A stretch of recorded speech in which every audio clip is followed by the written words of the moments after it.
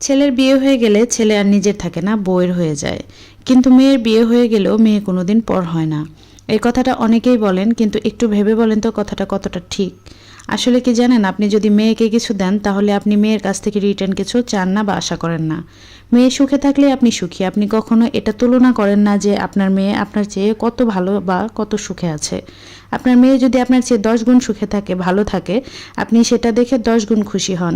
আপনার মেয়ের জীবনে সমস্যা আসলে সেটাকে নিজের সমস্যা মনে করেন। মেয়ে সুখী না হলে আপনিও দুঃখী হন। সামর্থ্যের বাইরে গিয়েও মেয়ের জামাইকে সাহায্য করেন, বিপদে পাশে দাঁড়ান।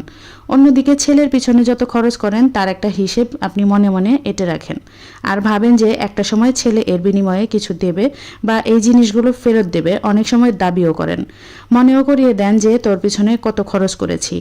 ছেলের বিয়ে দিয়ে ছেলেকে পর ভাবতে শুরু করেন। ছেলে বিয়ে করলে বাবা মায়েদের ছেলের প্রতি এমন এক মানসিকতা তৈরি হয় যে মনে মনে ভেবেই নেয়, বিয়ে করেছিস, তোর সমস্যা তোকেই এর সমাধান করতে হবে। বিয়ে করেছিস, তোকে কোনো সাহায্য করতে পারবো না, পারলেও সাহায্য করব না বা করে না। অন্যদিকে মেয়েকে সাহায্য করার জন্য রেডি থাকে, সামর্থ্যের বাইরে গিয়েও করে। ছেলে বউ কতটা সুখে আছে এটা নিজেদের সঙ্গে তুলনা করে ছেলের বিবাহিত জীবনে সুখ কতজন সহ্য করতে পারেন। ছেলের বিপদে ছেলেকে একা করেন, কিন্তু ছেলের বেশি সুখ হলে আবার তার ভাগ চান। আসলে মেয়ের কাছে যে কিছু আশা করেন না, কোনো দায়িত্ব আরোপ করেন না, তাই মেয়ে যদি 5%ও কিছু দেয় আপনি ভাবেন যে আমাদের কথা অনেক ভাবে। আর এদিকে ছেলের উপর 100% দায়িত্ব, অনেক কিছু আশা করেন।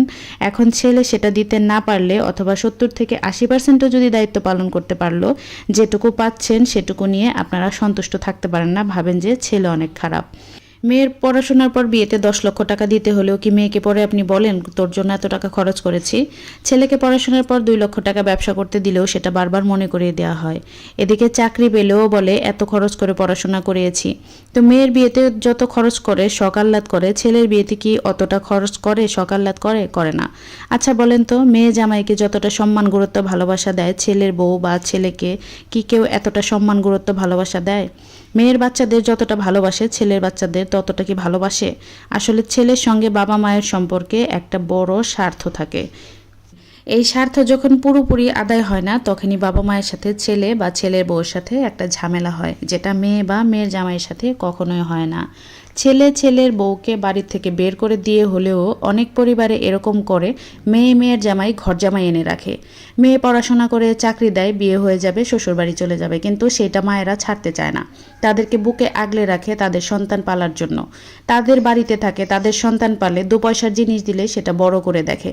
অথচ তারা যে মেয়ের জামাইকে কতটা সার্ভিস দিচ্ছে সেই জিনিসটা তারা কখনোই হিসেব করে না। মেয়ের জামাই বাড়িতে থেকে যখন তাদের স্বার্থ উদ্ধার করে নেয়, তাদের আখের গুছায় নেয়, তখন কিন্তু কোনো সমস্যা হয় না। ছেলে যখনই তার অধিকারটা চায় তখনই বাবা মায়ের সমস্যা হয়ে যায়। এরকম নোংরা বাবা মা সমাজ ভর্তি। আমরা যতই বলি না কেন বাবা মায়ের মতো ভালো কিছু হয় না। আসলে বাবা মা যদি খারাপ হয় তার থেকে জঘন্য কিছু এ পৃথিবীতে হয় না।